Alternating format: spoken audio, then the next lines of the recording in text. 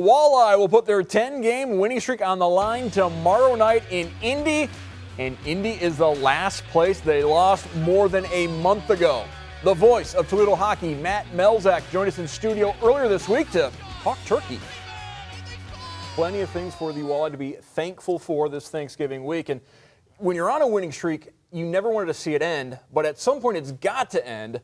And the important thing is then not to make it a losing streak. Well, yeah, and that's one thing that Dan Watson's always talked about is, you know what, we cut these things off right away. You know, yeah, you're going to drop a game. It's going to happen. You're going to run into a good goaltender, especially in hockey. It is so hard to run. That's why you just don't see these long streaks a lot in the game because there's too many factors that go in.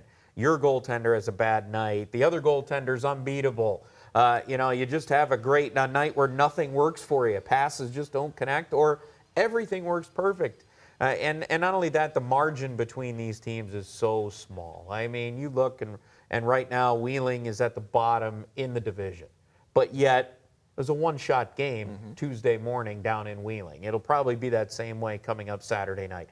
So the difference between the teams, while Toledo is clearly at the top, Cincinnati's only a couple points behind. They played an overtime game earlier this year. 2-1 game against Wheeling at the bottom. Fort Wayne, 2 of the 3 games have been close. Kalamazoo, 1 game in a shootout.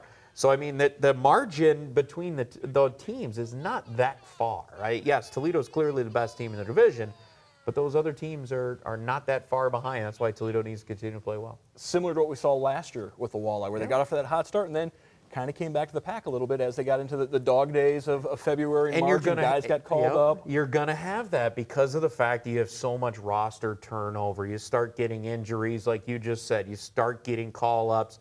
It's not just because your players are playing well. Sometimes it's Grand Rapids is getting injuries. Detroit is getting injuries. Now you start to see that trickle up a little bit. And a matter of fact, it kind of hit Toledo when A.J. Jenks got hurt in Kalamazoo on that Friday. Played in Brampton with only 9 forwards. Played in Wheeling with only 9 forwards. There was nobody else healthy. You're going 9 forwards, 7D, which is tough on the defensemen to play. They're in such a rhythm all the time, and then to have that extra guy being worked in can be very difficult. So there's so many factors that go into why teams will fluctuate over the course of a season.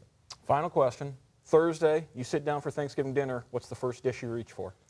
Ooh, the first dish I reach for is, oh boy, man. I think I always start with putting the turkey on the plate. So we'll start there. It's just like the goalie. You got to have the goalie to build a team. You got to have the turkey to build a Thanksgiving dinner.